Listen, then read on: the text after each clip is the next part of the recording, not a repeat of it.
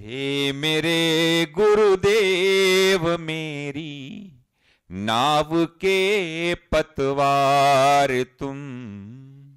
हे मेरे गुरुदेव मेरी नाव के पतवार तुम। थाम लो या छोड़ दो अब एक ही आधार तुम। हे मेरे गुरुदेव मेरी नाव के पतवार तुम। मैं भटकता जा रहा था राह में बिल्कुल अकेले।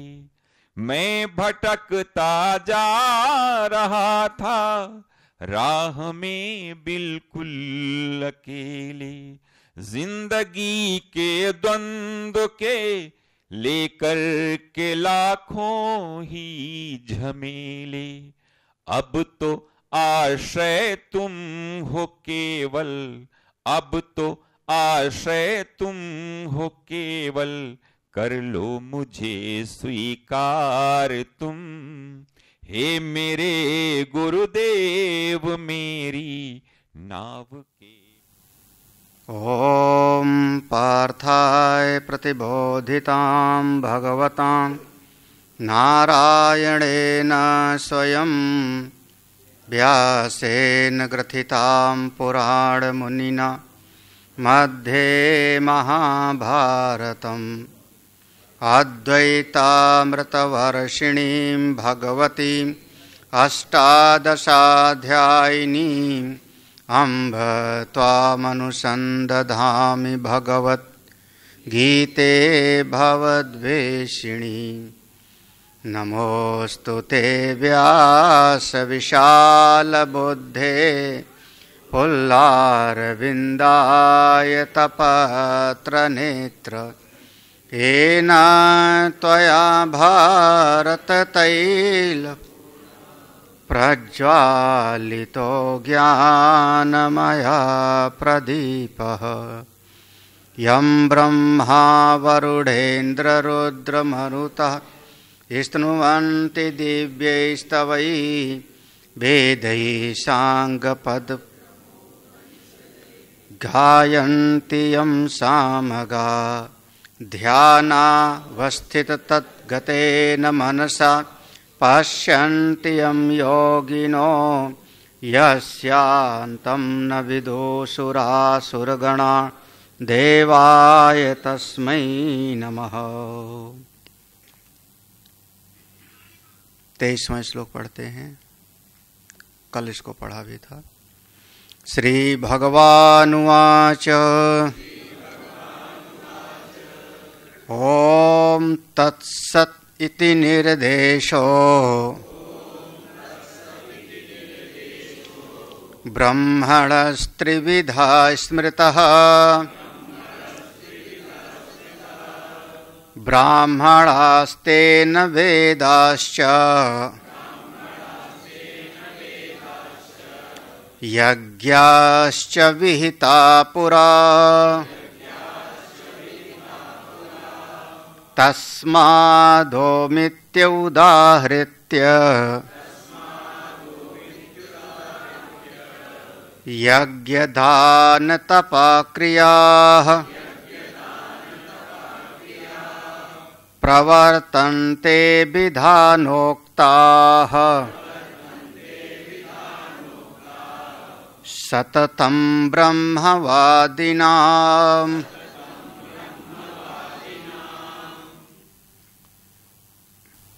सृष्टि के कण कण में विराजमान सच्चिदानंद आनंद स्वरूप परमात्मा, उनको वंदन नमन। आज की सभा में समुपस्थित हमारे परम श्रद्धेय परम प्रेमास्पद भदंते जी महाराज, आज तो नीचे ही बैठ गए। ये महापुरुषों की सरलता है, सरल स्वभाव नमन कुटिलाई। आपका दर्शन हुआ, अच्छा लगता है। जब आपकी जगह पे हैं तो दर्शन हो जाए तो बहुत बढ़िया लगता है। और सभी समुपस्थित संतजन, आत्मस्वरूप भक्तजन। श्रीमद् भगवत गीता भगवान श्री कृष्ण ने अर्जुन को जो उपदेश दिया उसी का नाम है श्रीमद् भगवत गीता।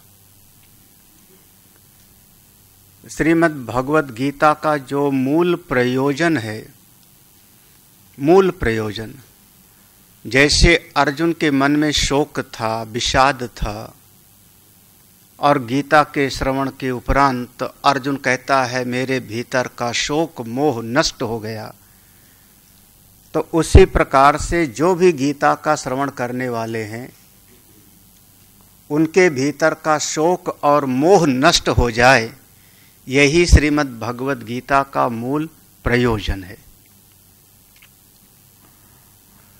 हम लोग एक शास्त्र को समझने के लिए एक प्रक्रिया अपनाते हैं।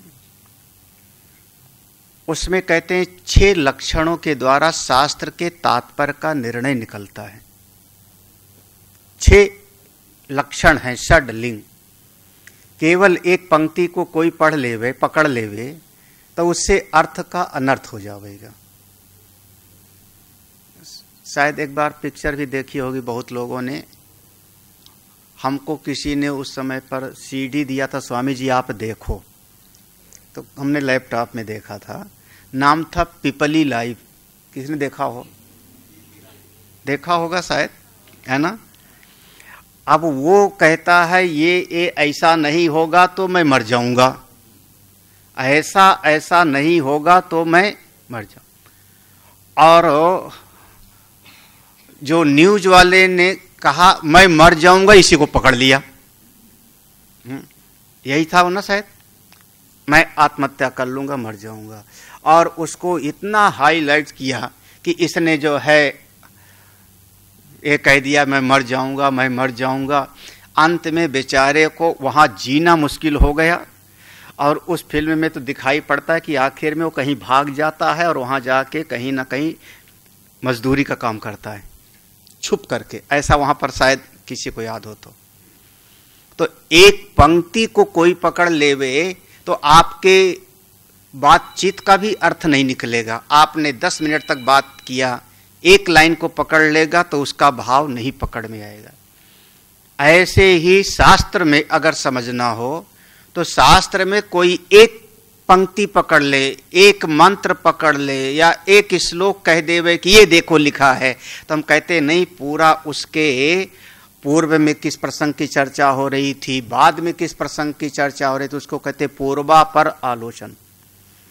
फिर 6 उसके लक्षण है शास्त्र के तात्पर्य का निर्णय करने के लिए, जिसमें एक बहुत प्रधान है, हम कहते हैं उपक्रम और उपसंहार।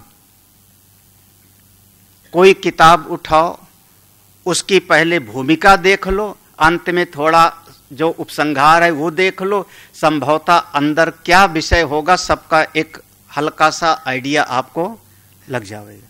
उपक्रम और उपसंहार। ऐसे श्रीमद् भगवत गीता जी का भी देखना हो तो उपक्रम और उपसंहार देखो। हाँ, गीता जी का जो सबसे पहला शब्द है वो है धर्म। धर्म क्षेत्रे कुरुक्षेत्रे समवेतायुष्सव। धर्म शब्द पहला है, यहां से शुरू किया है। और सबसे अंतिम शब्द है गीता जी का, आखिरी शब्द है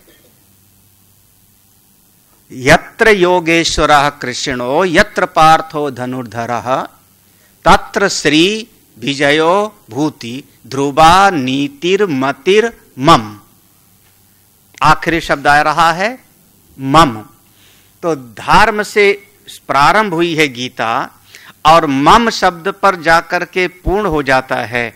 तो अगर इन दोनों को जोड़ लो, मम धर्म, मम माने मेरा, धर्म के कई भाव होते हैं, धर्म का एक भाव कर्तव्य के अर्थ में भी होता है। कोई अगर ठीक प्रकार से अपना कर्तव्य करते हैं तो हम कहते हैं ये व्यक्ति अपने धर्म का पालन कर रहा है। एक पुत्र मां की सेवा करता है तो हम कहते हैं पुत्र धर्म का पालन कर रहा है। तो धर्म का एक अर्थ कर्तव्य भी होता है और भी अनेक अर्थ हैं। तो दोनों शब्द को जोड़ लेते हैं मम धर्म, तो मेरा क्या कर्तव्य है। जब इसमें संशय हो जाए तो श्रीमद् भगवद गीता जी की शरण में आ जाओ। वास्तव में मेरा कर्तव्य क्या है, इसी का निरूपण श्रीमद् भगवद गीता करती है। समझ आ रहा? हाँ? मेरा कर्तव्य क्या, आपका कर्तव्य क्या है? हाँ, क्या कर्तव्य है? उस कर्तव्य के विषय में जो संशय आ जाता है, कई बार दो दो कर्तव्य सामने आ जाएंगे, कई बार एक ही समय पर। अब बच्चे को हम बैठ करके पढ़ावें या हम जाकर के सत्संग सुनने मंदिर जावें, कोई अस्पताल में भर्ती है वहां जावें या घर में कोई काम है वो करें। तो एक समय पर जब दो तीन कर्तव्य सामने आ जाएंगे तो आपके मन में संशय हो जाएगा कि ये करूं कि एक करूं। तो कर्म के विषय में जितने संशय हो सकते हैं उन समस्त संशयों का निराकरण भगवान ने श्रीमद् भगवत गीता में किया। कर्म विषयक संशय का निराकरण है। कर्म के लिए तो गया ही था अर्जुन, युद्ध करने के लिए तो गया ही था। तो पहला शब्द है धर्म, अंतिम है मम, मेरा कर्तव्य क्या है। इस पे बहुत विचार की जरूरत है। तो ये पहला और आखिरी, और ऐसे जो पहला और आखिरी आ जावे तो भाई तो भी ठीक है ये। हाँ चलो कोई बात नहीं कि कोई ऐसे महापुरुष पहले दिन भी आ गए आखिरी दिन भी आ गए तो मैं कहता हूं चलो ठीक ही है।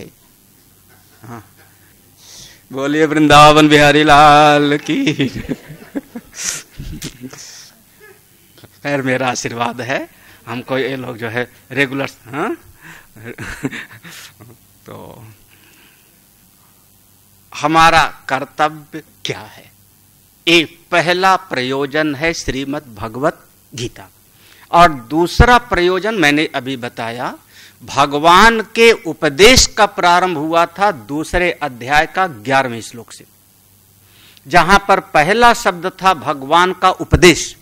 यहां पहला अध्याय तो भूमिका थी गीता की। दूसरे अध्याय का जो 11वां श्लोक है उपदेश का प्रारंभ हुआ, वहां पहला शब्द था अशोच्यान। और 18वें अध्याय पर जहां उपदेश समाप्त होता है भगवान का, वहां पर है मां शुचः। तो दोनों प्रारंभ हुआ कहां से, समाप्त कहां हो रहा है, अशोचन, शोक करना उचित नहीं। और समापन होता है मां शुचः, शोक मत करो। समझदारी का फल है, बुद्धिमत्ता का फल है, जीवन में शोक मत करो। कर्तव्य करो, परिश्रम करो। परिश्रम तो भगवान भी करते हैं। गीता घर से भागना नहीं सिखाती, भागने के लिए तो अर्जुन तैयार था। हाँ। ना जाने हमको तो याद भी नहीं 5000 की 10,000 लोगों को मैंने गीता हाथ में दिया होगा, हाँ, पढ़ाया होगा। महाराज कोई घर छोड़ के नहीं भागा। हाँ नहीं आते।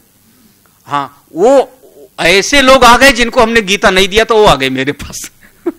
अब बताओ, तो अगर आप कहो कि नहीं गीता मत पढ़ो, नहीं तो बच्चे को गीता मत सुनाओ, नहीं तो महात्मा बन जाएगा, तो ये तो हमको प्रत्यक्ष अनुभव में ऐसी बात नहीं।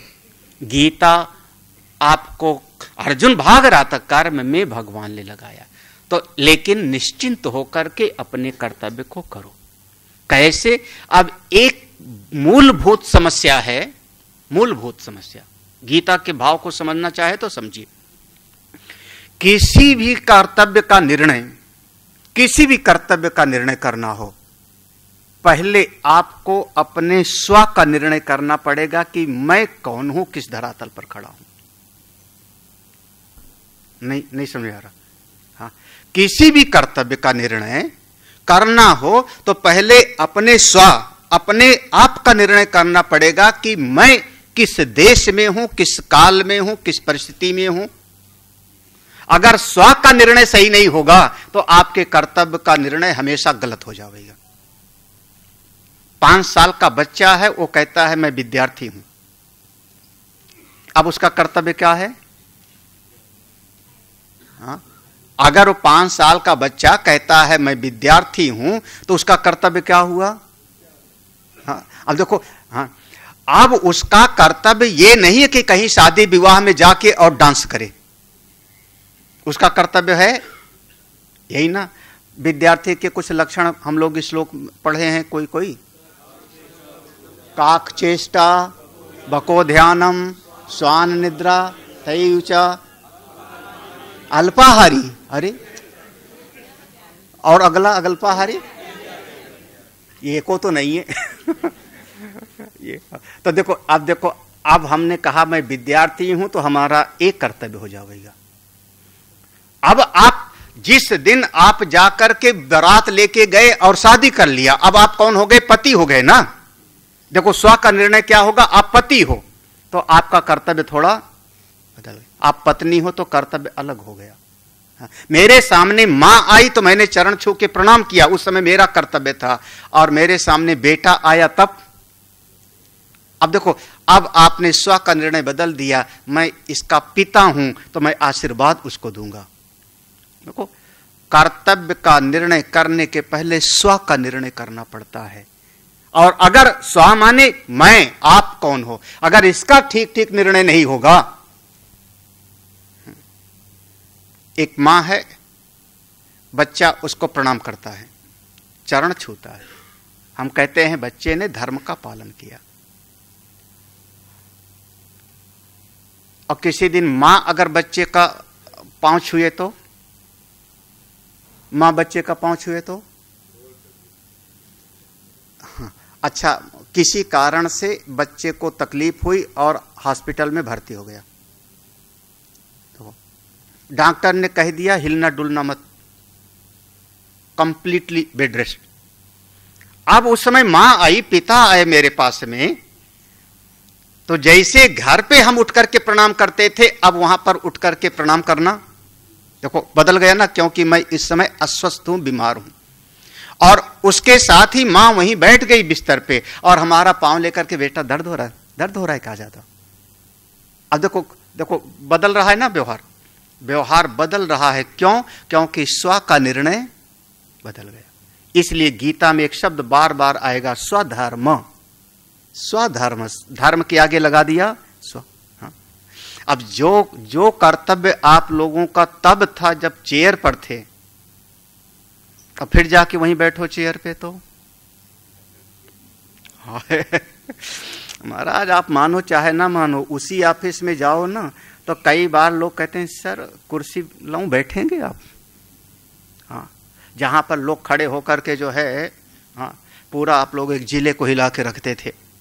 हाँ, समय बदल जाता है, हाँ, परिस्थितियां बदल जाती हैं।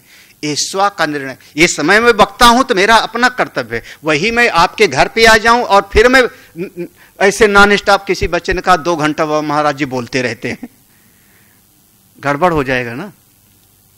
तो स्व का निर्णय, आप कौन हो, किस धरातल पर हो। अर्जुन के चित्त में यही स्व का निर्णय ठीक नहीं हो रहा है। समस्या का मूल आप पकड़िए। अर्जुन, देखो 2 बातें हैं। एक बात अर्जुन ने बार बार भगवान के सामने प्रकट किया है, मैं आपका हूं।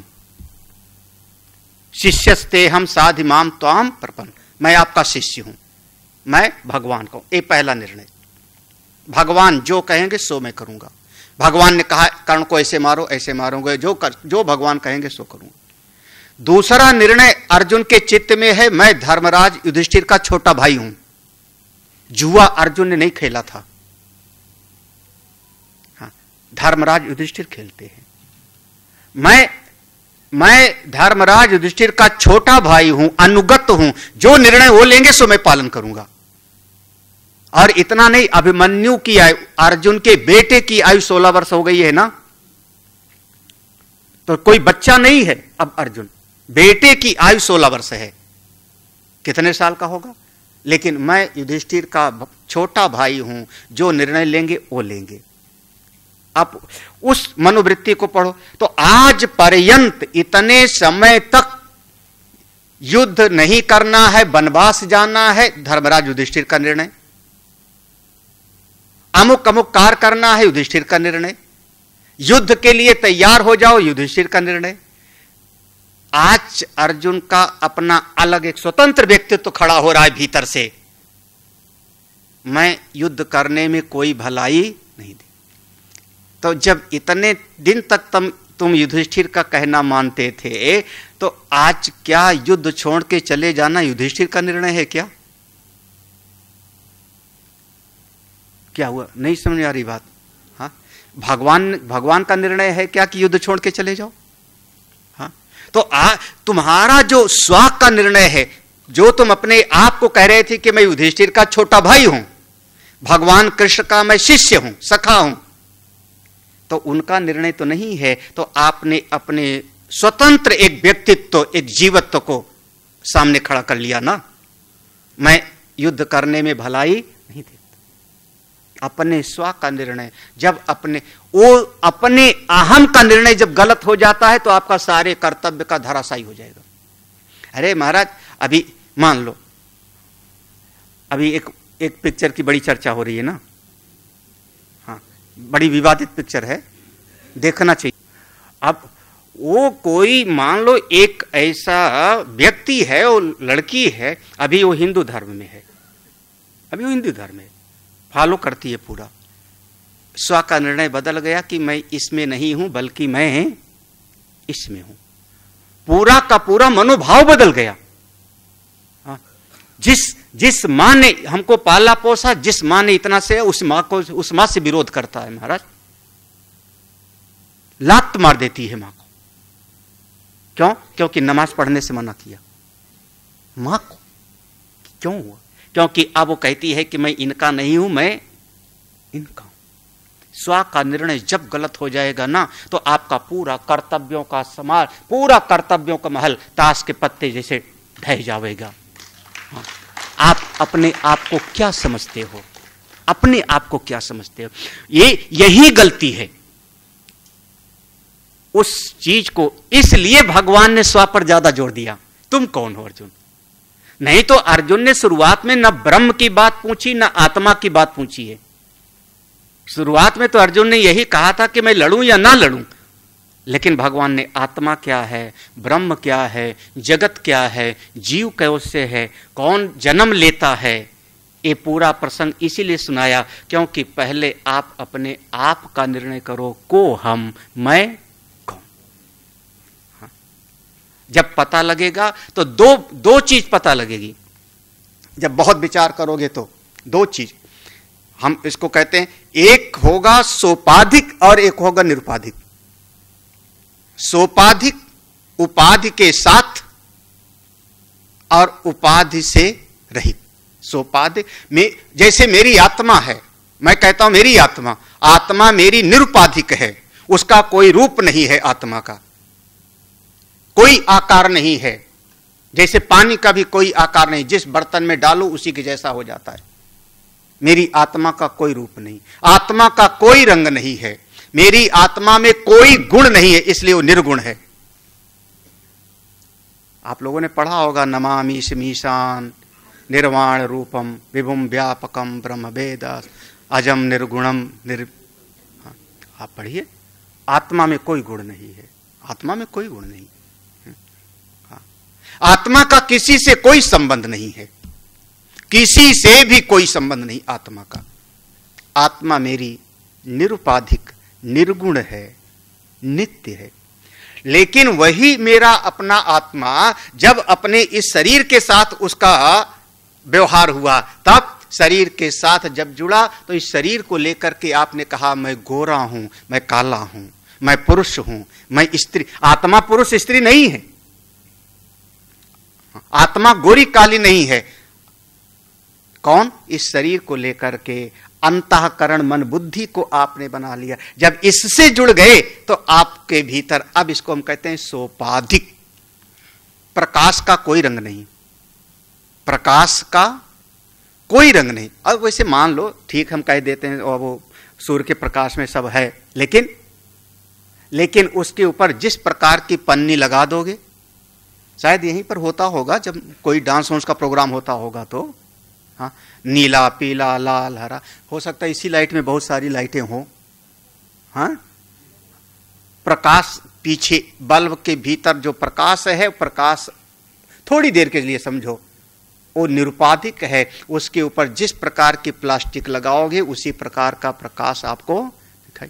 जब प्लास्टिक लगा दिया तो हमने कहा ये ट्यूबलाइट नीली है, ये बल्ब पीला है। उसी प्रकार से आत्मा है निरुपाधिक, निर्गुण, लेकिन जब इस अंतःकरण के साथ जुड़ गया तो हमने कहा सोपाधिक। हाँ, शरीर को छोड़ के व्यवहार नहीं होगा। शरीर ना होता तो मैं किसको सुनाता, हाँ है ना। और आत्मा होगा तो भी नहीं सुना सकता मैं। शरीर पड़ा होवे और वो भीतर वाला निकल के चला गया। हाँ, अब मैं कहूं हे आत्मा उठो, तो आदमी कहेगा महाराज पगलाओ मत गिराओ, सब हो गई कहानी, चलो बगलई में है यहां से भैंसा कुंड, है ना। यही तो आत्मा सुन नहीं सकती, निरुपाधिक है। और शरीर हमेशा आत्मा के बगैर निर्जीव है। दोनों मिल जाता है तब व्यवहार होता। ठीक जैसे आपकी आत्मा और यह अंतःकरण सोपाधि, ऐसे ज्यों का त्यों इसी सिद्धांत को ले आओ। यथा पिंडे तथा ब्रह्मांडे, यही कहते हो ना, यथा पिंडे तथा। तो जैसे मेरे इस शरीर में आत्मा और ये अंतःकरण की उपाधि जुड़ी तो हमारा व्यवहार हुआ। उसी प्रकार से वह जो परम सत्ता है, जो निरुपाधिक है, महाराज जी कल बोल रहे थे अज्ञेय है, जिसको बुद्धि के द्वारा जाना नहीं, जो वह निरुपाधिक ब्रह्म है, जब वह एक माया की उपाधि के साथ जुड़ जाता है, प्रकृति की उपाधि के साथ जुड़ जाता है, तो उसको हम कहते हैं सोपाधिक ब्रह्म। तो उसके दो स्वरूप होंगे, निरुपाधिक ब्रह्म और सोपाधिक। निरुपाधिक रूप में प्रकृति को किनारे कर दिया है, माया को छोड़ करके है, और सोपाधिक ब्रह्म माने माया प्रकृति को आधार बना करके जो माया का स्वामी बन गया, उसी का नाम देते हैं हम ईश्वर। तो ब्रह्म और ईश्वर में भेद कर लेना। ब्रह्म हम निरुपाधिक तत्व को कहते हैं ब्रह्म, जैसे आत्मा और जीव, जब दो जीवात्मा और शुद्ध आत्मा, तो ऐसे जो शुद्ध ब्रह्म है, निरुपाधिक है, जिसका कोई रूप नहीं, गुण नहीं, क्रिया नहीं, संबंध नहीं, उसको हम कहते हैं ब्रह्म। लेकिन जब वो माया शक्ति को धारण कर लेता है तब उसको हम कहते हैं ईश्वर। ईशावास्यम इदम सर्वम यत् किंच जगत्याम।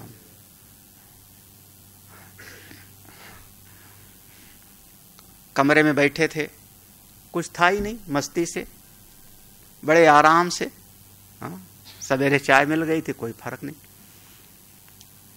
बिल्कुल उस समय निरुपाधिक रूप से अपने साथ। 4 घंटे बाद कोई एक व्यक्ति आया, उसने कहा महाराज आप लॉटरी का टिकट खरीदे थे ना? हमने कहा हाँ। बोले आपका वो जैकपॉट लग गया 10 करोड़ का, या किसी ने ला करके रख दिया 10 करोड़ रुपया, ये महाराज आपके लिए सेवा। अब वो तो पैसा मिल गया, वो चला गया, अब आप कौन हो गए? पहले से और अब में फर्क पड़ा कि नहीं? जैसे पहले कमरे में बैठे थे, अभी भी वैसे बैठे रहोगे? अब धनवान हो गए ना, अब धनवान हो गए भाई। पहले तो कुछ था ही नहीं।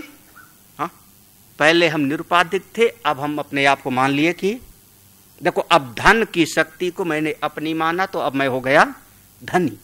अब चैन से नहीं बैठोगे, आप बैठ ही नहीं सकते चैन से हो। अब ये पैसा तो मिल गया है, एक क्या करूं, एक गुरुकुल खोलता हूं। नहीं, गुरुकुल में फायदा नहीं होगा, एक फैक्ट्री लगाता हूं, एक फैक्ट्री लगा। अब घंटे भर, आधा घंटे तक, या मान लो 2-4 दिन तक आप वो मानसिक कल्पना करोगे, अपने मन के द्वारा एक कल्पना करोगे। अब जब वो मन के द्वारा कल्पना करने लगते हो, फिर आपने हाँ वहां पर मैं एक कारखाना खोलूंगा कानपुर रोड पर, हाँ वहां इतना बड़ा टीन शेड होगा, इतना बड़ा ये होगा, एक किनारे अमुक चीज होगी, एक किनारे अमुक। अपने मन के भीतर आपने एक बना लिया। जब आपने मन के भीतर बना लिया तो अब आप देखो, आपकी तीसरी स्थिति हो गई। पहली में आप बिल्कुल शांति से बैठे थे, दूसरी में आपने उस एक शक्ति को अपनी माना, धनवान हुए। अब तीसरे में आपने एक मानसिक कल्पना बना लिया, ऐसा ऐसा मैं करूंगा, निर्णय कर लिया। जैसे आपकी तीसरी स्थिति हो गई, ऐसे तीसरी स्थिति में नाम पड़ा ब्रह्मा जी। ब्रह्म नहीं, क्या कहते हो, सारा जगत बनाने वाला कौन हो गया? अब सुनते ना, चलाने बनाने वाले ब्रह्मा, चलाने वाले कुछ कंसेप्ट अगर ना क्लियर हो तो पूछ लेना। हाँ, जैसे हाँ, अच्छा अब मन में कल्पना हुई तो क्या समझते, इसे चुपचाप मैं बैठा रहूंगा कमरे में? नहीं, अब मैं जाकर के जमीन खरीदूंगा, बनाऊंगा। बना लिया, वहां 10,000 लोगों को नौकर रख लिया, 10,000 वहां नौकर हो गए हमारे यहां। मेरी फैक्ट्री है, मेरा विद्यालय है, इतने काम करने वाले हैं, चलाने वाला मैं। भले आप यहां बैठे हो, आजकल के जमाने में तो बहुत बढ़िया है।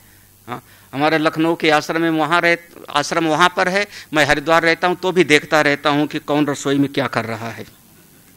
हाँ, और सीसीटीवी कैमरा से और देख करके कई बार डांटता हूं भी हूं। जैसे देख लिया, फोन करके वो क्या कर रहा है, तो कौन चला रहा है फिर? अब हमारा आश्रम चला कौन रहा है? मैं चला रहा हूं, क्योंकि बनाया मैंने है। तो ये सारा जगत बनाने वाला कौन? तो जो बना रहा है वही चला रहा है। आपका घर कौन चला रहा है? मैं थोड़े चला रहा हूं। आपने बनाया है तो आप उसकी चला रहे हो, व्यवस्था संभाल रहे हो। कहीं प्लास्टर गिर जाएगा तो आप दौड़ोगे, बल्ब फ्यूज होगा आप दौड़ोगे, टोटी खराब हो जाएगी आप फोन करोगे भाई ठीक करो, क्योंकि बनाया आपने, आपका है, तो चलाने की जिम्मेदारी भी आप ही। अच्छा, मान लो मेरे उसी फैक्ट्री में एक कोई ऐसा दुष्ट आदमी आ गया, किसी कारण से उसको हमने भर्ती कर लिया था, लेकिन उसने 50 के साथ समस्या पैदा कर दिया। इसी का नाम वायरस होगा ना। हमारे शरीर में घुस जावे। हाँ? अब आप क्या करोगे? आपका कारखाना है, विद्यालय है, 10,000 लोग काम करते हैं, एक कोई वहां पर ऐसा गड़बड़ आ गया आदमी, करोगे क्या? चैन से बैठे रहोगे? अरे महाराज जल्दी ड्राइवर, एक गाड़ी निकाल, अभी चलते हैं। हाँ, अभी चलते हैं। अरे कपड़े उपड़े कोई बात नहीं, अभी जैसे हैं ऐसे चलते हैं, इमरजेंसी जैसे हैं वैसे चलते हैं। यही करोगे ना? और जा करके उसका कान पकड़ के, यही करोगे कि नहीं करोगे? आप लोगों ने भी न जाने कितनों को किया होगा महाराज। हाँ, यही करोगे ना? इसी का नाम है अवतार। अगर विचार करो तो यही अवतार है। जैसे आप अपने फैक्ट्री में कोई व्यक्ति को उसने समस्या पैदा किया, आप जैसे थे, जिस हाल में थे वहां पहुंचे और उसको वहां से टर्मिनेट कर दिया। आप बाहर जाओ, यहां पर व्यवस्था गड़बड़ मत करो। हम अपने आश्रम में कोई गड़बड़ करेगा तो हम पहुंच जाएंगे, उसको निकाल बाहर करेंगे। जाओ। तो ऐसे ये भगवान की बनाई सृष्टि चलाने वाले भगवान, कभी भगवान की बनाई सृष्टि में कोई एकांत ऐसा आ जाता है, आप नाम सुन लो, हिरण्याकश्यप, रावण, कंस, तो भगवान आ जाते हैं और उसको यहां से बाहर। इसी का नाम है अवतार। बोले वृंदावन बिहारी लाल की। ये आपके भारतीय दर्शन का मूल सिद्धांत है। हमने कैप्सूल बना के आपको देना चाहा थोड़ा सा। हाँ। और बहुत सारी चीजें हैं आगे का। हाँ, कैसे आपको समझना है। अब हम लोग गीता का, हाँ, आज चूंकि समापन का दिन है तो जो श्लोक बाकी रहे थे वही सब पढ़ लेते हैं, क्योंकि हमारा मन उधर चला जाएगा तो फिर वो तो हरि अनंत, हरि कथा अनंत। हाँ, दो बातें कही ना, एक उपाधि के साथ और एक निरुपाधिक, सोपाधिक और ध्यान है, सोपाधिक और, अरे आप लोग तो जिंदगी भर करते रहते हो। हाँ, घर में बैठे हो, बच्चे को पढ़ा रहे हो तो आप पिता हो, यही ना। कहीं दूसरी जगह चले गए तो अब आप देखो दूसरी उपाधि को धारण किया, वैसा काम करोगे। वहां से उठ करके तीसरी जगह चले गए, वहां पर तीसरी उपाधि को धारण किया। अब कौन हो आप? हाँ? मैं खाना बनाने लगा तो मैं रसोईया हूं, गाड़ी चलाने लगा तो मैं, कई बार हुआ मैं गाड़ी खुद चला रहा था, आता है चल, खाना भी बनाता हूं, बढ़िया खाना बनाता हूं। हाँ, जिसको मेरा बनाया खाना हो तो अपने घर पे बुला लेना। अब वो गाड़ी में खुद चला रहा था, पीछे तो आगे हमारे बगल में कोई बैठा नहीं था, पीछे 2-3 महात्मा हमारे चेले लोग बैठे थे। तो पहले वो डंडा गिराता था ना टोल वाला, तो टोल वाला डंडा गिराया, तो हमने ने कहा ओ महंत जी पीछे बैठे हैं मालिक। तो वो जो पैसा लेने वाला भी पीछे की तरफ गया, उसने समझ लिया हमको कि मैं ड्राइवर ही हूं। हाँ, फिर पीछे हो गया और फिर पीछे जो बैठे तो पैसा दिए उसको। तो वास्तव में मैं गाड़ी चलाने लगा तो मैं कौन हो गया? गाड़ी चलाने वाला, यही हो गया ना। इस समय मैं हो गया वक्ता।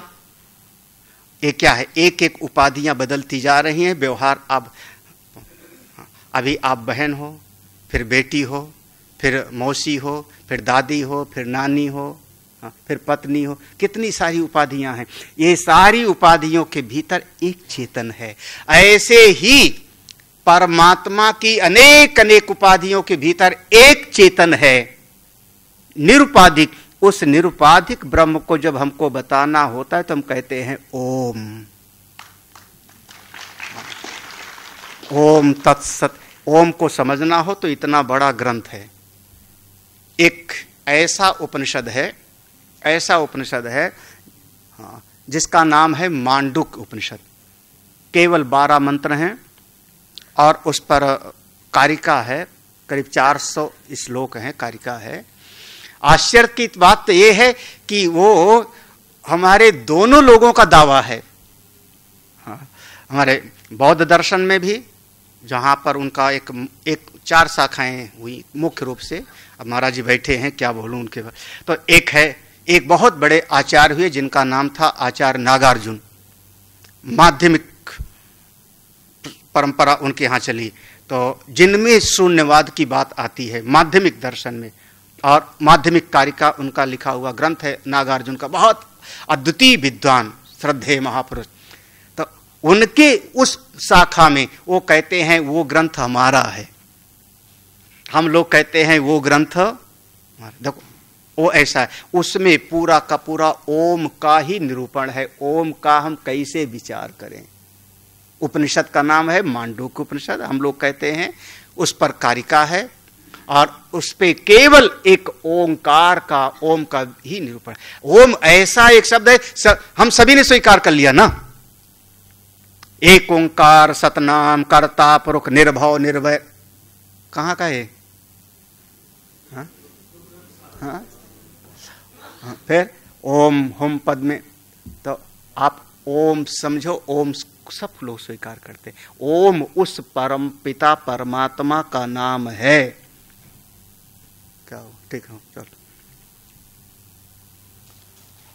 अब 2 बातें हो जाएगी।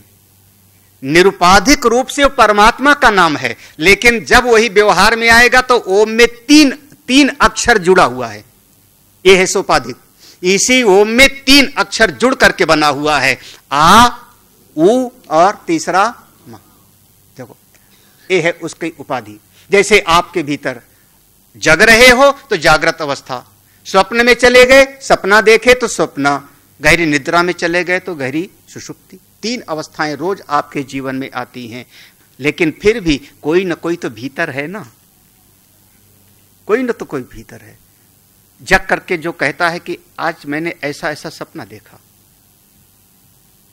अच्छा, गहरी निद्रा में आप अनुभव करने वाले थे कि नहीं थे? आपको अनुभव हो रहा था कि नहीं गहरी निद्रा में? हाँ, नहीं, खूब गाढ़ निद्रा में सो गए, कुछ पता नहीं लगे, बोले सोया मरा बराबर। हाँ, हाँ, सो जाओ, बढ़िया, अच्छी बात है। आंधर बाद बरे पणवा चबाए जाए हमें। हाँ, हम समझा के थके जा रहे हैं। ये आपके प्रतापगढ़ की कहावत है, हमारे भदंत जी के वहीं आप ही के मोहल्ले का है, आंधर बाद बरे पड़वा चबाएगा। ओम तत्सत इति निर्देश हो। ओम, ओम माने परमात्मा का ही एक नाम। गहरी सुषुप्ति में हमको कुछ पता नहीं था, लेकिन जब आप जगे तब आपने कहा बहुत अच्छी नींद आई, बड़े सुख से सोया।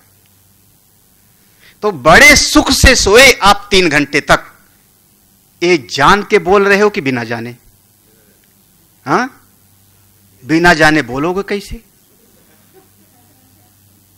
बिना, जिस चीज को जानोगे नहीं, अनुभव नहीं करोगे, बोलोगे कैसे?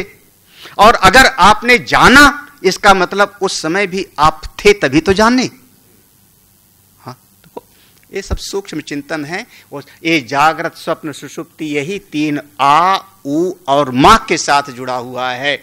और तीनों के भीतर चले जाओ तो वह ओम तत्व परमात्मा का शुद्ध नाम है। ओम तत् सत, ओम तत् सत। ठीक। अब अगर हम लोग और व्यवहार करते तो कह देते हरि ही ओम, ऐसे बोल देते हैं ना, हरि ही ओम। अगर आपको नमस्कार भी करना है तो हरि ओम बोलो, बहुत बढ़िया। फोन पर उठाओ तो भी हरि ओम। हमसे किसी ने फोन किया, हमने अपना मोबाइल उठाया, उसने कहा हेलो, हमने काट दिया, ये हमारी पार्टी का है नहीं तो काहे के लिए बात करना। राम राम बोलो ना, जय श्री राम बोलो, हरि ओम बोलो, ओम नमो नारायण बोलो, भगवान का नाम लो, कोई भगवान का नाम ले लेते। आप लोग समझ रहे कि अगर हमको फोन करो तो क्या बोलना फिर?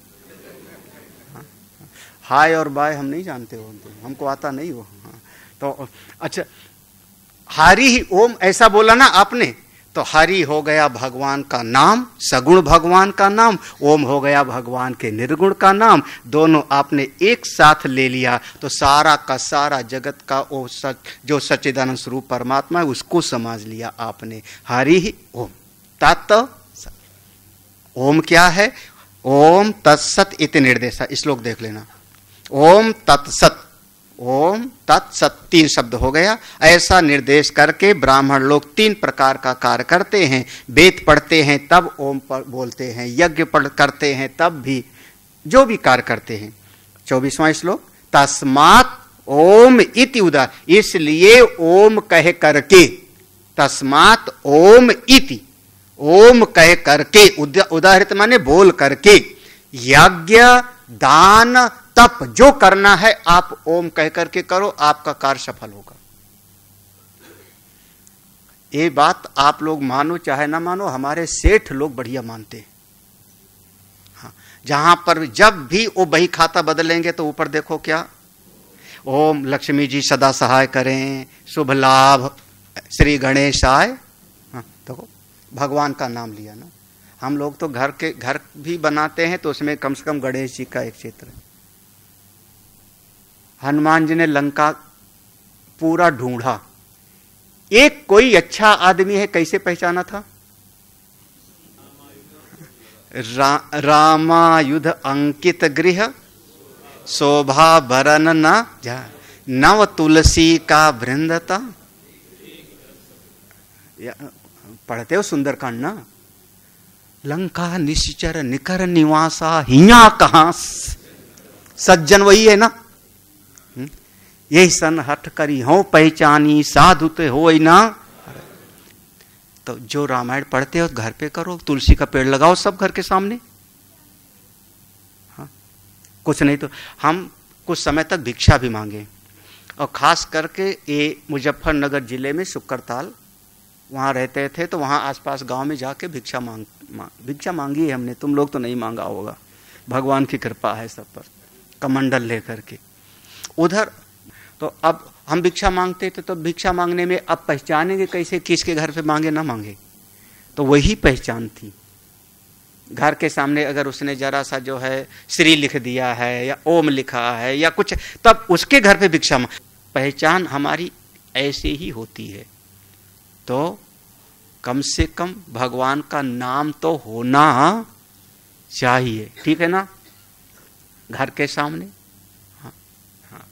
ओम इति उदार, कोई भी कार्य करना। आप, मैंने कल भी कहा था, घर से चलो भगवान का नाम लेके चलो, नारायण नारायण नारायण, आपके कार्य में सफलता मिलेगी।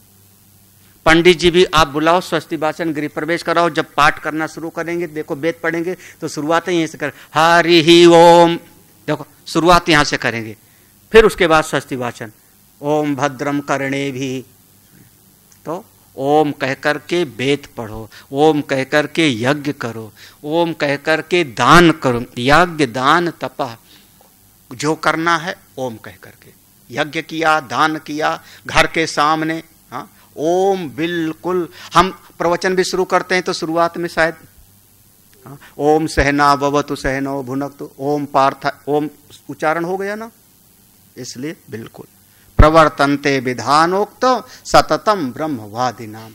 देखो ओम का हो गया 24वां श्लोक।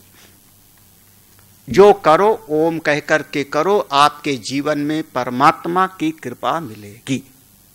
मैं इतना कह रहा हूं, आप पिता का प्रेम चाहिए, पिता का धन चाहिए, पिता की संपत्ति चाहिए, पिता का अपनापन चाहिए, तो थोड़ा पिता का कहना भी मान लो ना, इतना तो है ना। जो पिता कहते हैं उनका कहना मान लो, अपने आप ही उनके हृदय से आशीर्वाद निकलेगा, सुखी भव पुत्रो। तो अगर आप भगवान का प्रेम चाहते हो, संत का प्रेम चाहते हो, शास्त्र की कृपा चाहते हो, तो उनका कहना मान लो, और क्या है। हाँ। मेरा यहां कहना मान लेते हो आप, हृदय से निकलता है, आप बहुत अच्छे श्रोता लोग हो। हाँ। आप ढूंढिए, बहुत सारे सभाओं में गए होंगे, चाहे अरविंद जी हों, आरसी मिश्रा हों, राम सेवक त्रिपाठी हों, चंद्रभाल, इतने लोगों में इतनी शांति, एक ही मोबाइल बजा भी। हाँ, वो भी जिसका बजा वो हमारे पुराने आदमी भूल से बजा था, नहीं तो सबकी जेब में मोबाइल है। हाँ, जल्दी होता नहीं। हाँ, और मैंने देखा पीछे किसी ने जो है मोबाइल पर ऐसे साइलेंट पर किया होगा, ऐसे नीचे से टाइप किया था, और टाइप किया था, अब दिखाई तो नहीं पड़ा, लेकिन अंदाज ये है कि लिखा होगा कि अभी मैं सत्संग में हूं, थोड़ी देर के बाद बात करता हूं, सेंड। है ना, ऐसे कुछ किया हो। तो कितना आपका प्रेम है, तो जिसका कहना मानोगे वो हृदय से आपको आशीर्वाद देगा। और अगर आप कहना नहीं मानोगे तो आशीर्वाद कैसे निकलेगा? ना तो माँ का, ना पिता का, ना भाई का, ना भगवान का, ना गुरु जी का। बस ये। चलो अगला श्लोक पढ़ लो। अब हम लोगों का गियर बदल गया, गाड़ी में कई गियर होते हैं। तादयेत्यनभिसंधाय फलम यज्ञ तपा क्रियाः दान क्रियाश्च विविधाः क्रियन्ते मोक्षकांक्षिभिः सद्भावे साधुभावे च सद इते तत्प्रयुज्यते प्रशस्ते कर्मणि तथा सत्शब्दा पार्थयुज्यते। देखो 25वें श्लोक में देखो, मोक्ष कांक्षी भी नीचे है, मोक्ष की चाह करने वाला, मोक्ष चाहने वाला। हाँ, मोक्ष निर्वाण, लभन्ते ब्रह्म निर्वाणम ऋषयाक्ष, जो निर्वाण पद चाहता है, मोक्ष चाहता है, वो क्या करे? तात इति। अब पहला शब्द देखना, तात इति। और दूसरा शब्द था ना, ओम हरि ओम तत्। हाँ, तात इति, वो तत् कह करके ऐसा कुछ करे। एक इसका है तत् माने वह। अनभिसंधाय फलम, अब अपने लिए फल कुछ नहीं चाहिए। हे प्रभु, आपने बड़ी करुणा किया, बड़ी कृपा किया, आपकी दी हुई चीज आपको अर्पित है। यज्ञ, तप, क्रिया, दान क्रिया, जो भी करता है बस इतना। हे प्रभु, आपने हाथ में दिया शक्ति तो हमने सेवा किया। हे प्रभु, आपने पांव में शक्ति दिया त्वदीयम वस्तु गोविंद तब में समर्पित। कभी थोड़ा भोजन करने बैठो तो भगवान का भी ध्यान कर लो। मंत्र ना आवे, हम लोग कहते हैं ब्रह्मार्पणम ब्रह्म, और लगभग देखो ईसाई लोग भी भोजन के पहले प्रेयर करता है। आप क्यों नहीं करते हो? ये थोड़े है कि जैसे आया थाली उठा के खाने लगे। हमारे यहाँ एक नया शब्द चल पड़ा, स्टार्टर। पता नहीं कहाँ से जो है ये भगवान है, ऐसे कुछ कहते हैं ना, कुछ शुरुआत है, मतलब आता जावे खाते जाओ, आता जावे खाते जाओ। हाँ, ये तो पशुवत जी, पशु हो गए फिर तो। पशु में फिर आप में फर्क क्या रहा? भोजन आया, भगवान का प्रसाद है। अन्न की कभी निंदा मत करो। अन्न को हम ब्रह्म का स्वरूप मानते हैं। हाँ, जरा सा हाथ में जल ले लो और आचमन कर लो। दादा दादी किए होंगे शायद जल लेकर के आचमन किया। कई बार परिवार में लोग, पुराने लोग एक थोड़ा सा निकाल देते थे अलग, क्योंकि जो हमारे पास अन्न आया है उसमें औरों का भी हिस्सा है, जाने अनजाने। हाँ, खेत में जो अनाज पैदा हुआ वहां पर चूहे बहुत होते हैं, खा गए होते अगर सांप ना होते तो सांप की भी कृपा है हम पर। हमारे घर में छिपकली है, वो न जाने कितने कीड़ों को खा जाती है। आप न जाने कितने जीवों को रीढ़ी हो महाराज। हाँ, आपको होश भी नहीं है। हाँ, यहीं पर है ना CDRI, लखनऊ में तो है CDRI, वहां पर दिखाया था मुझको। जब वहां पर कोई रिसर्च करते हैं तो वहां पर न जाने कितने जीव मर जाते हैं उनकी रिसर्च करते करते, और फिर एक दवाई बनती है। तो उस दवाई का उपयोग मैं करता हूं तो उस जीव का भी तो कर्जा हो गया मुझ पर ना। तो हमारे पुराने लोग ऐसे थोड़ा थोड़ा निकाल के रख देते थे। क्या बोलते थे उसको? अग्रासन की अग्रायण। देखो, अग्रासन, आसन तो होता है बैठने के नाम। अग्र आसन, आगे आसन दिया जावे, तो अगर बैठने के लिए देते हो तो अग्रासन होगा। हाँ, क्या? अर्घासन। अर्घासन फिर हो जाएगा। अब आप विद्वान लोग तो यही तो, इसीलिए तो मैं पूछ रहा था। आप निकालते हो कि नहीं? निकालते हो। अब उसके बाद वो जाता कहाँ है? अब तो कुत्ते भी नहीं दिखेगा दरवाजे पर। आप अगर दरवाजे पर जो है, मान लो हमारी बात आज सुन लो आप, सवेरे उठ के सूर्य देवता को एक लोटा जल चढ़ाना चाहिए, अच्छा लगता है। साइंटिफिक भाषा में सीखो तो जब सूर्य देवता को जल चढ़ाया तो उसकी बूंदें नीचे गिरी। अब वो बूंदें आपकी प्रिज्म का काम करेंगी और उससे आपके ब्रेन के जितने सेल्स हैं वो सब का सब एक्टिवेट हो जाएगा। कहो विनोद, होगा सही? हाँ, जो सोया पड़ा हुआ है आपके भीतर बहुत सारी शक्ति है, अच्छे वैज्ञानिक भी ज्यादा उपयोग नहीं कर पाते, वो सब का सब अगर जागृत करना है तो सूर्य देवता को जल चढ़ाओ। अब हमने बताया, किसी बच्चे ने सुन लिया, अच्छा लगा। परीक्षा में पास भी होना है, बुद्धि तेज करनी है। सवेरे सवेरे लोटा ढूंढा, घर में लोटा लेके छत पर गया तो चारों तरफ से लोग घूर के देखेंगे, क्या हुआ इसका, स्क्रू ढीला हुआ इसका। और फिर जो करे शर्म उसके फूटे। हाँ, इसलिए अच्छे काम में शर्माओ मत। भोजन में जैसे देखो, भोजन करो तो भी यज्ञ दान तप, उसका भी कुछ है। तत् माने हे परमेश्वर, आपने हमको बोलने की शक्ति दिया वाणी से, आपको थैंक्स। हाँ, तत् देखो 26वां श्लोक, सद्भावे साधुभावे च सत इति एतत् प्रयुज्य। सत इति, अब यहां पर सत आया। सत शब्द को दो भाव में प्रयोग किया जाता है, सत भाव में और साधु भाव में। सत भाव में जो चीज नहीं है आपको मिल जावे। जैसे किसी के यहां कोई संतान नहीं तो हमने कहा कि तुमको जाओ पुत्र रत्न की प्राप्ति हो, तो सत माने है, असत माने नहीं है। तो जो नहीं है वो उसको प्राप्त हो जावे, तो सद्भावे। और साधु भावे, अगर मान लो कोई बच्चा बड़ा चंचल है, बहुत दुष्ट है, तो मां लेके आई तो हमने कहा ज्यादा उधम नहीं करते बेटा, अच्छे बनो, तो इसका नाम हो गया साधु भावे। दुर्जन सज्जनो भूयात, दुर्जन जो है सज्जन बने। हाँ, तो ये दो भाव में, जो नहीं है वो प्राप्त होवे, और जो है वो आपके लिए हितकारी कल्याणकारी हो जाए। अब बताओ, दो के अलावा और कौन सी इच्छा है आपके भीतर?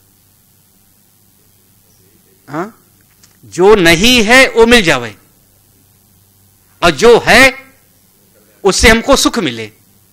बस अगर ये दोनों चीज चाहते हो तो आप सत का प्रयोग करो। सत प्रशस्ते कर्मणि, यही आपका कर्म आपका कल्याणकारी हो जाएगा। तो तीनों शब्द हो गया, ओम तत् सत। 27वां श्लोक, यज्ञे तपसि दाने च स्थिति सदिति चोच्यते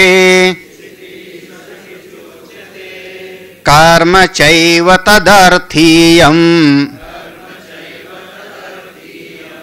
सदित्येवाभिधीयते।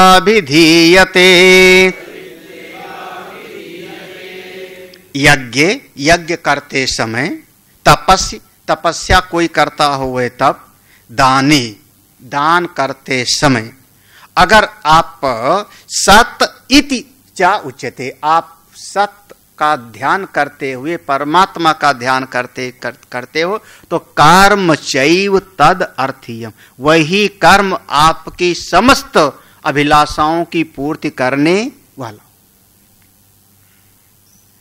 उसी से आपको समझ लो वो भगवत अर्पित भाव से है, परमात्मा आप पर करुणा करेंगे। हाँ। अच्छा, जल चढ़ाया शंकर जी को, तो जल कहां से लाए आप? जहां से लाए, आपने जल बनाया, आपने जल बनाया। हाँ। ये भगवान की बनाई जो सृष्टि है, इसमें 5 महाभूत हैं। 5 महाभूत, आकाश, वायु, अग्नि, जल और पृथ्वी। जितना बन गया, इसमें से इतना भी कुछ न लेवे कोई, और अपनी लैब में वैज्ञानिक कोई एक चीज बना के दिखावे तो बताओ, भगवान की बनाई चीज में से कुछ न लेवे, और फिर आप एक गेहूं का दाना बना के दिखाओ, यहां का इतना ये लेंगे, इतना ये लेंगे, इतना ये लेंगे, और उसको जोड़ करके जो हाइब्रिड बना दिया आपको सामने। हाँ, हमारे जमाने में बैगन इतना बड़ा होता था, अब इतना बड़ा होने लगा बैगन। हाइब्रिड हो गया। हाँ, हो गया। हाँ। आप लोग बड़े खुश हो जाते हो, कितनी बढ़िया बढ़िया लौकी है, चिकन। हाँ, इतनी बड़ी लौकी ले आए।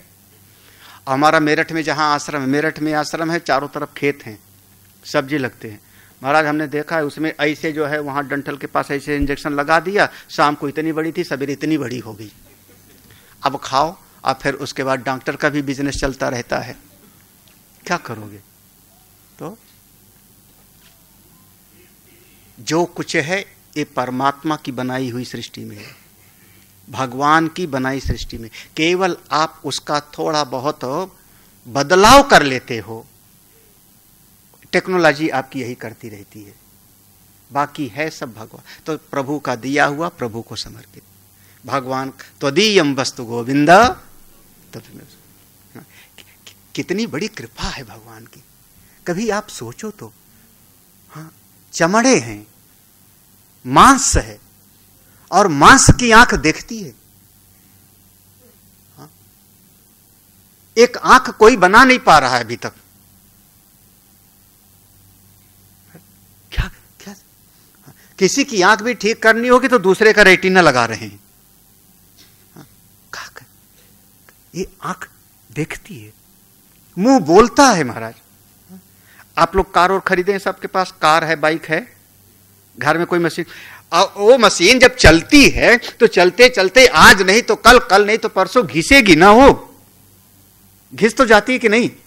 हाँ, साइकिल में वो चेन, और चेन जिसके ऊपर चलता था क्या बोलते थे उसको, फ्री व्हील, और उसके आगे नहीं, गियर नहीं बोलते, गियर बोलते थे, पैडल जो लगाते थे।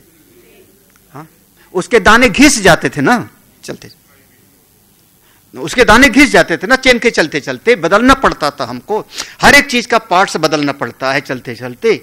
और आप कभी सोचो, ये हमारा जो मुंह है 2 पार्ट है, यो यो यो, कितना चलता रहता है। ऊपर वाला ऊपर, नीचे वाला हाँ, कितना चलता रहता होगा? तो यहां पर कुछ तो होगा, ग्रीसिंग वगैरह कि नहीं होगा? हाँ, अभी तक घिसा नहीं कई लोग तो नॉन स्टॉप बोलते रहते हैं महाराज। हाँ, कैसा क्या भगवान ने बनाया? तो हे कृष्णा, हे नारायण, हे परमेश्वर, आपने हमको ये शरीर दिया है, इस शरीर में सामर्थ्य दिया है, एक कुछ शब्द हमने सुनाया, ये प्रभु आपकी सेवा है। हाँ, कोई धन से सेवा करता है, कोई हाथ पांव से सेवा कर देता है, कोई चलो भूखा आदमी है उसको भोजन करा के सेवा किया, कोई कंबल आदि वस्त्र दान करके चलो सेवा कर दिया, सेवा है। हम महात्मा लोग क्या करेंगे? वाणी रूपी ही सेवा। बस आप यही करो, यही उपाय। यज्ञ तपस्वी दानेच, यज्ञ तप दान, तीन प्रधान रूप से जो भी करते हो उस परमात्मा का ध्यान बनाए रखो। ईश्वरार्पितम नेच्छया कृतम, ईश्वरार्पितम नेच्छया कृतम, चित्त शोधकम मुक्ति साधकम। अगर आप मोक्ष चाहते हो तो यही उपाय। अब भाई अगर कोई भगवान पर श्रद्धा ही नहीं करेगा तो क्या करेगा? फिर कैसे भगवान को अर्पित करेगा? श्रद्धा तो होनी चाहिए। ये हमारे ऋषि लोग कितने, हम ऋषियों के कितने ऋणी हैं। बचपन से ही हृदय में बात बैठ जाती है। घर में किसी की मृत्यु हो गई, घर में किसी की मृत्यु हो गई, परिवार वाले एक किनारे बैठ गए दाग दे करके, उसके लिए तिलांजलि दान कर रहे हैं, पिंड दान कर रहे हैं, तभी से एक चित्त में बात बैठ गई ना कि शरीर तो यही था, शरीर के भीतर कोई था जो यहां से, देखो वहीं से चला गया ना। जब हमने बच्चे को कहा ये सुन, ये रोटी लेकर गाय को दे आ, पुण्य मिलेगा, और बच्चा रोटी लेके गाय को देने जाता है तो चित्त में बात तो आती है कि पुण्य कुछ होता है, पुण्य का फल हमको कहीं ना कहीं तो मिलेगा। ये शरीर ही सब कुछ नहीं है, इस शरीर के भीतर कोई और है, वो आप हो, उसको जानो। शास्त्र पर, भगवान पर, संत पर श्रद्धा। अगर श्रद्धा नहीं है, आप श्रद्धा नहीं है, अब गीता का 17वें अध्याय का पहला श्लोक याद करो। पहला श्लोक था, ए शास्त्र विधिम उत्सृज्य यजन्ते श्रद्धयान्विता तेषां निष्ठा तुम का कृष्ण सत्वमाहो रचत। यजन्ते श्रद्धयान्विता, समापन करते हैं, अश्रद्धया हुतं दत्तम तपस्तप्तं कृतं च यत् असद इत्युच्यते पार्थ न च तत्प्रेत्य नो इह। अश्रद्धया, अगर श्रद्धा नहीं है तो, हुतम, जो आपने हवन किया, हवन किया लेकिन श्रद्धा नहीं है तो पूरा फल कैसे मिलेगा महाराज? फिर पूरा फल आपको प्राप्त नहीं। दत्तम, श्रद्धा नहीं है और किसी को इसे फेंक करके दे दिया एक हाँ, ले महाराज, सामने वाला जिसको फेंक करके दिया ना उसका भी मन खराब हो गया, अब आपको फल कैसे मिलेगा? तपस तप्तम, आपके भीतर श्रद्धा नहीं है और बैठ के तपस्या करने के लिए, फिर आपका शारीरिक तप होगा, शरीर तपेगा, लेकिन आपको जो उसका एक दैविक फल मिलना चाहिए था, पारलौकिक फल मिलना चाहिए था, वो फिर आपको प्राप्त नहीं। तो क्या हो गया? असत इति उच्यते। समझ लो वो वही हाल हो गया जैसे हमारे पास बीज तो बहुत बढ़िया था, बहुत अच्छा बीज था, लेकिन हमने उसको बंजर जमीन में बो दिया। बंजर जमीन, बंजर ऊसर देखा होगा, आप भूगोल पढ़ो कभी। पृथ्वी में यहाँ गर्मी होती है, फिर उस गर्मी से भाप बन करके पानी ऊपर चला जाता है, हजारों साल, लाखों साल से किसी जगह पर पानी बरसात का नहीं आया और वहाँ ऊपर चला गया, तो ऊपर जो है उसका नमक वाला हिस्सा ऊपर आ गया जमीन पर, और उस जहां पर नमक वाला हिस्सा ऊपर आ गया उसको हमने कह दिया अब वो बंजर। महाराज हमारे बड़े काम का था, कम से कम हम इतना इकट्ठा कर लाते थे, रेह बोलते थे उसको, रेह इतना इकट्ठा करके लाते थे और कपड़े को गीला करके उसी से रख देते थे। सवेरे जो साफ हो जाता था आपका सर फेल, अब होता था वो। तो अब वहां पर चूंकि वहां नमक का हिस्सा ज्यादा है ऊपर, फिर वो पानी जैसे बहुत सारा, फिर सरकार नहर बनाती है, पानी का वहां पर सिंचाई करते हैं, पानी ज्यादा डालते जाओगे, डाल कुछ उसके जो है कुछ और भी आता है तो धीरे धीरे फिर उसका तत्व तो बदल जाएगा। तो अब अगर वो जहां पर बंजर है वहां पर आप बढ़िया से बढ़िया बीज ले जाकर के डालो, वो सारा का सारा बीज उसी में गल जाएगा, ना नमक का हिस्सा है ना गल जाएगा, बेकार हो गया आपका। तो ऊसर बीज भये फल, अगर श्रद्धा नहीं है तो आपने जो हवन दिया, जो दान किया, जो आपने सेवा किया, उसका फिर पूरा फल तो प्राप्त नहीं होगा। अरे परमात्मा की प्राप्त नहीं होगी, दुनिया भले आपको मिल जाए, आपको संसार मिल सकता है, आप पुरुषार्थ से पैसा इकट्ठा कर सकते हो, घर बना सकते हो, आप परिश्रम करो, परिश्रम करने से आप धन कमा लोगे, घर बना लोगे, सामग्रियां चाहे जितनी इकट्ठी कर लो, शांति और सुख तो पता नहीं मिले कि ना मिले। नहीं तो हाँ, हमारे तथागत भगवान बुद्ध वो भी तो राजमहल में थे, सामग्री तो सब वहां पर थी, लेकिन राजमहल भी छोड़ करके निकल पड़ते हैं। हमारे जैन दर्शन में जितने तीर्थंकर थे सब राज परिवार के थे, सब राज परिवार के। हाँ। आपके शांति तो कहीं और है, जहां हम खोजते हैं वहां नहीं मिलता। एक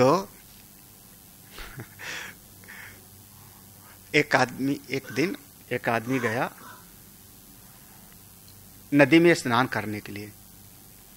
महाराज जब पानी बहुत शांत शुद्ध साफ सुथरा, वो जल्दी जल्दी कपड़े रखा और नदी में घुस गया। जब नदी में उतरा तो वहां स्नान करने के लिए डुबकी लगाई तो वहां देखा कि नीचे एक सोने का चमकता हुआ हार है। अरे महाराज बड़ा दिल उसका गदगद, और सब तो किनारे भूल गया, फिर से डुबकी लगाई, हार मिल जाए बस जल्दी से। डुबकी लगाई नहीं मिला, फिर से डुबकी लगाई नहीं मिला।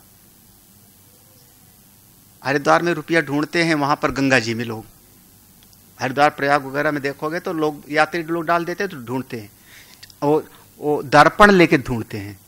वो ऐसे दर्पण पानी के अंदर डुबकी लगाएगा, दर्पण दिखाएगा तो दर्पण में चमक आती है उसकी। हाँ, तो उससे जो है कोई कुछ और चढ़ा देता है। वो अब डुबकी लगाते लगाते दोपहर हो गई, हार ना मिले। एक संत उधर से गुजरे, उन्होंने कहा क्या हुआ, क्यों सवेरे से डुबकी लगाया जा रहा है? उसने कहा महाराज जब बाहर निकलता हूं तो वहां झिलमिल झिलमिल हार चमकता है, जब डुबकी लगाने जाता हूं ढूंढता हूं तो मिलता नहीं। महात्मा जी बुद्धिमान थे, उन्होंने देखा किनारे बहुत बड़ा मोटा पेड़ है, उस पेड़ के ऊपर बहुत सारी डालियां, एक डाल उस पर गई है, उनका ध्यान उस पर गया। अरे अरे तू समझता नहीं है, अच्छा जब पेड़ पर चढ़ जा। पेड़ पर चढ़ा उसने, वो डाल के ऊपर जा। जैसे डाल के ऊपर गया तो वहां एक घोंसला था चील का, और वहीं पर वो हार लटक रहा था। कोई चील थी, वो राजमहल में कोई रानी घूम रही थी स्नान करने के लिए सरोवर में, उसका हार उठा लाई थी और घोंसले में वो रख दिया था। वो वहां पर लटक रहा था, उसी की छाया पड़ रही थी। देख मिल गया ना? उसने कहा हाँ महाराज ये तो आप बड़े ज्ञानी हो, जय हो आपकी, हमको पता ही नहीं था इतने बड़े ज्ञानी हो आप तो। यही संसार के लोगों का हाल भी यही है, जहां ढूंढ रहे हो वहां है नहीं, और अगर होता नहीं तो आप ढूंढते कैसे? आप एक ऐसी चीज की कामना बताओ जो हो ना जगत में कहीं पर। जो वस्तु कहीं नहीं होती उसकी कामना भी नहीं होती, इच्छा भी नहीं होती। अपने मन का विश्लेषण करना, एक ऐसी चीज को आप ढूंढ के बताओ जो कहीं पर ना हो और कामना हो। कामना हमेशा उसी की होती है जो कहीं ना कहीं सत्तावान होती है, जिसकी कहीं ना कहीं सत्ता होती है उसी की कामना होती है। आज हमारे पास नहीं है, कहीं और हो, अन्यत्र है। तो अगर आप सुख चाहते हो, इसका मतलब सुख की कामना है, तो सुख भी तो कहीं ना कहीं है, बस जहां हम ढूंढ रहे हैं वहां पर, जहां ढूंढ रहे हैं वहां पर नहीं। कहीं और शांति चाहिए, ढूंढो, भगवान की कृपा मिले सबको। और श्रीमद् भगवद गीता का 17वां अध्याय, नाम है श्रद्धा त्रय विभाग योग। 3 प्रकार का विभाग सब में है, सत्वगुणी, रजोगुणी और तमोगुणी। भोजन भी, यज्ञ, दान, तप, मनुष्य, पशु, पक्षी सब 3 प्रकार के होते हैं, सब 3 प्रकार के होते हैं। शास्त्र भी 3 प्रकार का होता है, सत्संग भी 3 प्रकार का होता है। देवी भागवत सुनोगे तो आ जाएगा। जब गीता और उपनिषद का सत्संग सुनते हो तो सत्गुणी सत्संग है। और जब किसी ने अमुक अमुक प्रकार का मंत्र बताया, ये मंत्र जप लो तो ये फायदा होगा, ये वाला मंत्र जप लो तो ये हो जाएगा, तो कौन सा हो गया? बढ़िया, जल्दी समझ लिए, है ना।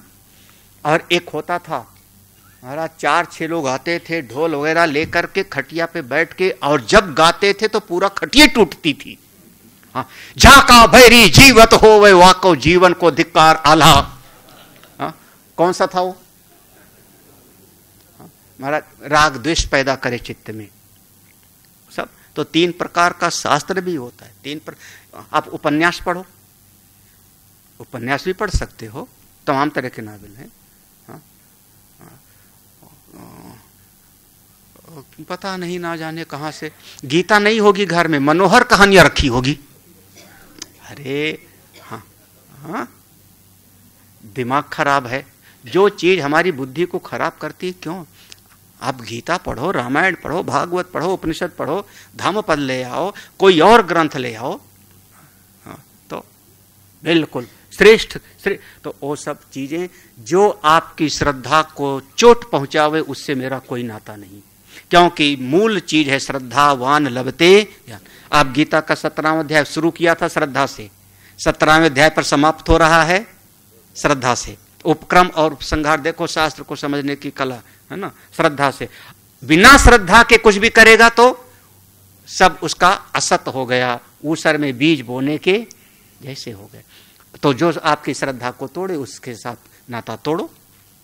जाके प्रिय न राम वैदेही तजिए ताहि कोटि बैरीसम, यद्यपि परम सन तजो पिता प्रहलाद विभीषण बंधु भरत महतारी। हिम्मत हो, बस आगे बढ़ जाओ, भगवान की कृपा मिले। मेरा बहुत सारा आशीर्वाद है आपके पूरे परिवार को, सभी को। संभवतः ऐसे बैठ करके मेरा प्रवचन पूरे 1.5 घंटा पहली बार गौरव ने सुना है। मोबाइल पे सुना होगा, लेकिन फर्स्ट टाइम आमने सामने बैठ करके सुना है। तो हम समझते हैं कि हमारा सत्संग सफल है। हाँ, अब कितना अच्छा लगता है। हमने देख लिया था, यहाँ से पाँव में पट्टी बांध करके भी बैठ रही थी सत्संग में। हमने देख लिया था, मत छुपाओ, तो देख ही लिया था। हाँ, फिर अब ऐसे लोगों पर दिल का एक हृदय का आशीर्वाद निकलता है ना। नहीं, ये प्रज्ञावान हैं, बुद्धिमान लोग हैं, तो फिर हाँ, तो मेरा सभी को आशीर्वाद है, पूरे परिवार को। विनोद जी हैं, चंद्रभाल जी हैं, रमेश जी हैं, यही आप सभी लोग आए, मेरा सभी को बहुत बहुत साधुवाद। राम सेवक त्रिपाठी जी, हाँ, वैसे तुम्हारा रंग अलग ही दिख रहा है सबके बीच में से। हाँ भाई, सफेद से पीला होता है कोई, थोड़ा क्रम है ना। सफेद से पीला होता है, पीला से अगला वाला हो जाए तो बहुत बढ़िया। खूब सत्संग सुनो, ये ज्ञान की कोई सीमा नहीं है। जितना आप विचार करते जाओगे उतने उसकी गहनता में आप जाओगे। बार बार सुनो। हमने शुरुआत में आपको बताया, परमात्मा का एक स्वरूप है जो निरुपाधिक है, कोई उपाधि नहीं। दूसरा स्वरूप है उसके साथ उपाधि जुड़ी, जैसे आत्मा और शरीर। जब उपाधि से रहित है, निरुपाधिक, तो ब्रह्म। उपाधि को धारण किया, माया की उपाधि को, तो नाम हो गया ईश्वर। फिर ईश्वर हो गए। अब वो ईश्वर जब कल्पना करने लगा सृष्टि की, बनाए, तो हमने उसको कहा हिरण्यगर्भ कभी पढ़ोगे अथवा ब्रह्मा जी। ब्रह्मा जी, ब्रह्म नहीं है ना, फर्क हो जाएगा। ओ ब्रह्मा जी। फिर जब वो ये सारी सृष्टि बनती है तो फिर इस सारी सृष्टि में वही परमेश्वर बार बार कभी कभी रक्षा करने के लिए लेते हैं अवतार। बिल्कुल अपना काम किया, किनारे हो गए। इसी प्रकार से सारे शास्त्र को आप समझो, आप लोग भी आगे बढ़ो, बार बार सत्संग सुनो, समझो। मेरा सभी को साधुवाद है, आशीर्वाद है। यहाँ के जितने कर्मचारी लोग हैं उनको भी बहुत बहुत मेरा आशीर्वाद है। हमारे भदंत जी महाराज आज सामने बैठे थे। ज्ञान में भी प्यास है, ज्ञान में पूर्णता नहीं है। आत्मा पूर्ण है, ब्रह्म पूर्ण है, लेकिन अथाह ज्ञान है। जितना विचार करते जाओगे उतने गहरा, उतने खूब चिंतन करो, खूब पढ़ो, खूब आगे। ओम पूर्णमदः पूर्णमिदं पूर्णात् पूर्णमुदच्यते पूर्णस्य पूर्णमादाय पूर्णमेवावशिष्यते। ओम शांति शांति।